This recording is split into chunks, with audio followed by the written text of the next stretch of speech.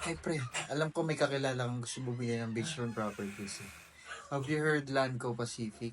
Nakita ko lang kanina.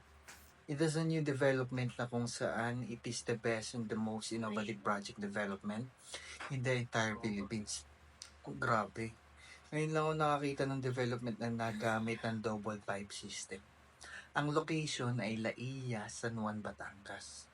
Grabe, Roland. Nasa White Sand Beach ka na. Ang sorry. Sobrang ganda ito, the Spinnaker. Ang kinagandaan dito, 15 meters away from the beach. Alam mo ba na recently na-award din ito in American Standard na most sustainable development in the entire Philippines.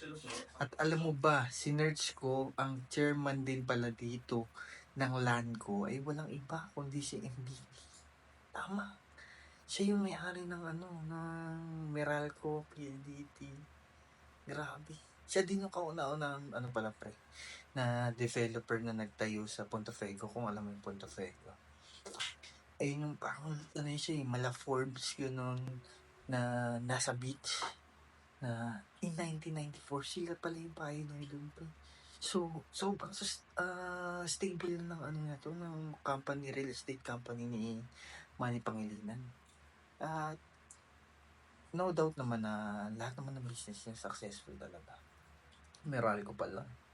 Diba? Sobrang solid. Isipin mo, grabe na pag inimagine mo nasa terrace ka ng Spinnaker, parang nasa Titanic.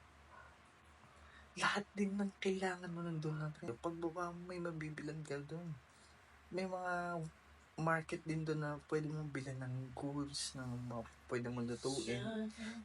At ito pa, para kang nakatira niyan sa Miami kahit na wala ka sa Miami. Na pre-selling daw pa ito. Kaya abang wala pa, pwede mo ma-enjoy yung mga amenities. Kaya habang tumataas pa, pag nag-invest ka dito, may tubo na agad kasi 2027 pa ang turnover. At bukod dun, may 4 na payment method na sila na kung saan, kung investment ka, syempre mas pipiliin ko installment. Nandiyan, tatayo pa lang naman yan. Ang haba pa ng panahon. So, habang na-enjoy mo yung amenities, may investment ka din na nag-appreciate yung value.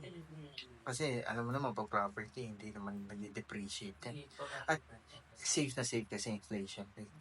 Kaya kung investment para sa akin, pwede dito. Investment, retirement, business, perfect talaga property.